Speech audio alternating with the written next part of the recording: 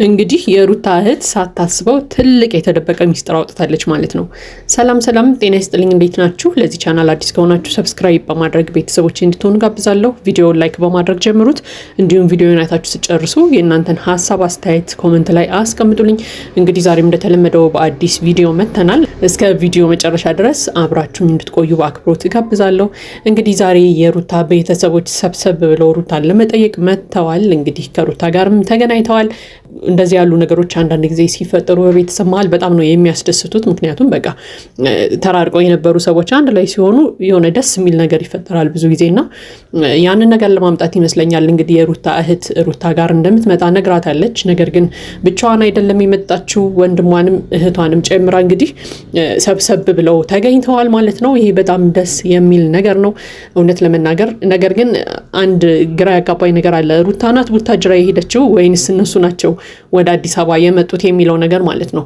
ለምን እንደሆነ አላውቅም። ብዙ ጊዜ አስተውላችሁ ከሆነ የሩታ ቤተሰቦች ከቡታጅራ ወደ አዲስ አበባ ሲመጡ ሩታ ቤት አይሄዱም። ለምን እንደሆነ አይገባኝም። ማለት ሩታ ቤት ሄደው አያርፉም።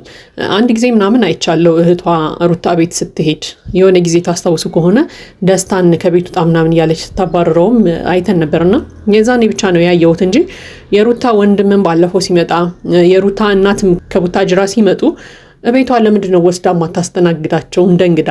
ወይ ደግሞ እነሱ ለምንድን ነው ሩታ ቤት ሄደው ማይስተናገዱት? የልጃቸው ቤት ነው አይደለ? ነገር ግን ለምንድን ነው ማይሄዱት? ብዙ ጊዜ ግራ ስለሚያጋባኝ ነው። ወይ የሆነ ፓርክ ውስጥ ነው የሚገናኙት፣ ወይ መንገድ ላይ ነው የሚገናኙት ምናምንና ዘመድ እንደዚህ ነው እንደ የሚጠየቀው ላለው አንዳንድ ጊዜ ማለት በቃ ማናችንም ብንሆን እናታችን ከሌላ ሀገር ብትመጣ እህት ወንድሞቻችን ከሌላ ሀገር ቢመጡ መንገድ ላይ ቆመን አይደለም እናስተናግዳቸው። በቃ በክብር እንግዳችን ስለሆኑ ቤታችን ገብተው ነው መስተናገድ ያለባቸውና ብዙ ጊዜ አይታችሁ ከሆነ የሩታ ቤተሰቦች እንደዛ አይደለም።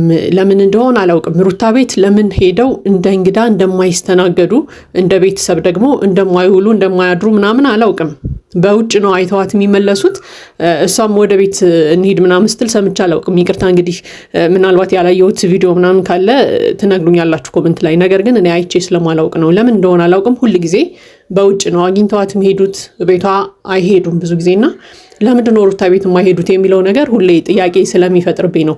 ለማንኛውም ግን ዛሬ እንግዲህ ሰብሰብ ብለው መጥተዋል። እነሱ መጥተው ይሁን ሩታ ሄዳ ይሁን አላውቅም። ለማንኛውም ግን ያው ወደ አዲስ አበባ እንደመጡ ነው የነገሩን ማለት ነው። ስለዚህ ሩታ ጋር ተገናኝተዋል። እጅግ በጣም ደስ የሚል ሞመንት ነበረ የነበረው። እንግዲህ መጀመሪያ ያው እህቷ ነች ያገኘቻት ሩታን። ያው ስታገኛት እንግዲህ ያልታሰበ አንድ ሚስጥር ስታወጣ ሰምተናል ማለት ነው። እንግዲህ ቪዲዮውን አይታችሁ ከሆነ ምናልባት አስተውላችሁት ከሆነ ሀሳቤን ትጋሩኛላችሁ ብዬ አምናለሁ። እንግዲህ ሩታ እርጉዝ እንደሆነች እናውቃለን ሁላችንም ማለት ነው። በተነገረን ባየነው ቪዲዮ መሰረት ሩታ እርጉዝ ነች። ለአብርሃም ሁለተኛ ልጇን በሆዷ ይዛለታለች። ለአብርሃምም ነግረዋለች። አብርሃም ባይቀበላትም ሁላችንም ያየነው እስከዛሬ ድረስ የመጣንበት መንገድ ነውና ስለ ሩታ እርግዝና ከዛ ጊዜ በኋላ ብዙም አልተወራም፣ ብዙም አልተነገረም ምናምንና ነገር ግን ዛሬ ሳያስቡትም ቢሆን እህቷ እዱ አንድ ነገር ስትናገር ሰምተናታል። ገና ሩታ ስትመጣ ስታያት እህቴ በጣም ነው ያማረባት፣ ሽንቅጥ ብላለች፣ ቆንጆ ሆናለች ምናምን እያለች እንግዲህ ሰላም ካለቻት በኋላ ለሩታ ምንድነው ስትላት የሰማ ነው። ቦርጭሽ ሁላ ጠፍቷል፣ ቆንጆ ሆነሻል፣ ተሸናቅጠሻል ምናምን እያለች ስታወራ ሰማን ማለት ነውና ሩታም እንግዲህ አይ ቦርጬ ትንሽ ይቀረዋል ብላ ስትመልስላት ሰማሁና በጣም ገረመኝ። እርጉዝ ነኝ ብላ ነግራናለች። እርጉዝ እንደሆነች ነው የምናውቀው። በሌላ በኩል ደግሞ ሩታ እርጉዝ አይደለችም እያሉን ነው ማለት ነው። እንግዲህ እህቷም ቦርጭሽ ሁላ ጠፍቷል፣ በቃ ሽንቅጥ ብለሻል፣ ቆንጆ ሆነሻል ስትላት የሩታ ምላሽ መሆን የነበረበት የምር እርጉዝ ብትሆን ኑሮ እንዴ እርጉዝ እኮ ነኝ ብላ አትሊስት መመለስ መቻል ነበረባት። ነገር ግን ከሩታ ፍራሱ ምንድነው የሰማነው? ትንሽ ይቀረዋል፣ ቦርጬ ለመጥፋት ትንሽ ይቀረዋል እያለች ሁላ ሰማን ማለት ነውና ይሄ ነገር አስገረመኝ እኔን። በዛ ላይ ደግሞ ማንም ሰው ሲነጋገርበትም አልሰማሁም ይሄንን ጉዳይ። ወይ ብዙ ሰው አላስተዋለው ሊሆን ይችላል አላውቅም። ነገር ግን እኔ ስላስገረመኝ ነው ይሄንን ነገር ሰምቼ እንዴ እርጉዝ አይደለች እንዴ ሩታ ነው ወይስ እርጉዝ አይደለሁም ብላ ተናግራ ነበር እንዴ ያልኩ ነበር። ምናልባት ያለፈ ቪዲዮ ካለና ሩታ እርጉዝ አይደለሁም ውሸቴን ነው ምናምን ያለችበት ቪዲዮ ካለ ኮሜንት ላይ ታሳውቁኛላችሁ። ነገር ግን እኔ እስከዛሬ ድረስ የሰማሁት ነገር ስለሌለ ሁሉም ሰው ደግሞ እነ አብርሃምም ይሆኑ እነ ሄርሜላም ሁሉም ሰው ሩታ እርጉዝ እንደሆነች ነው የሚያውቁት። ሌላው ቀርቶ የአብርሃም ቤተሰቦች እነ ቡዜ እነ ዴቭ ምናምን ሁላ እንግዲህ የምርመራ ወረቀት መጥቶላቸው አይተዋል ሩታ እርጉዝ እንደነበረች ማለት ነው። ነገር ግን ዛሬ ያየነውም የሰማነውም ነገር ደግሞ ፈጽሞ ከዛ በተቃራኒው ነው። ሩታ እርጉዝ እንዳልሆነች የሚያረጋግጥ ነገር ነው የሰማነውና ይሄ ነገር አስገረመኝ። ሩታ እርጉዝ ሳትሆን ነበር እርጉዝ ነኝ ያለችው ወይንስ ደግሞ የምርመራ ወረቀቱን ከየት ነበር ያመጣችው? የእርግዝና ውጤት እርጉዝ ነኝ የሚለውን የምርመራ ውጤት ከየት ነው ያመጣችው? ዝም ብሎ በግሏ ነው ያሰራችው ያንን ውጤት?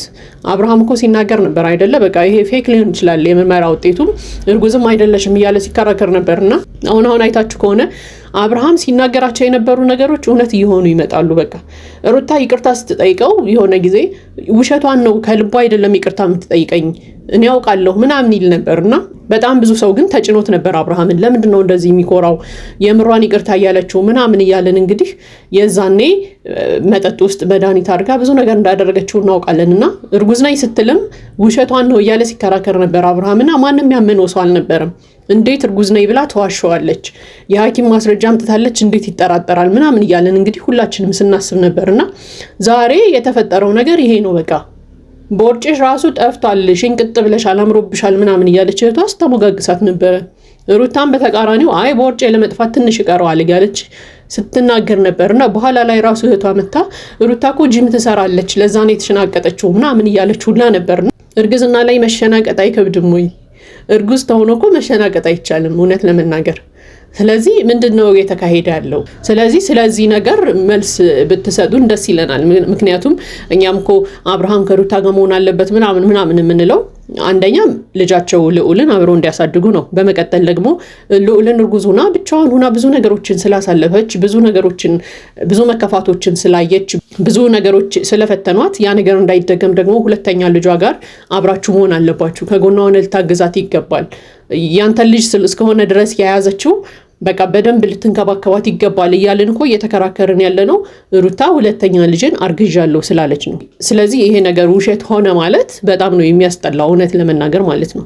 ምክንያቱም የአብርሃምን ሕይወት ለመረበሽ አብርሃምን ለመበጥበጥ የተጠቀመችው ሀሳብ ነው ማለት ነው።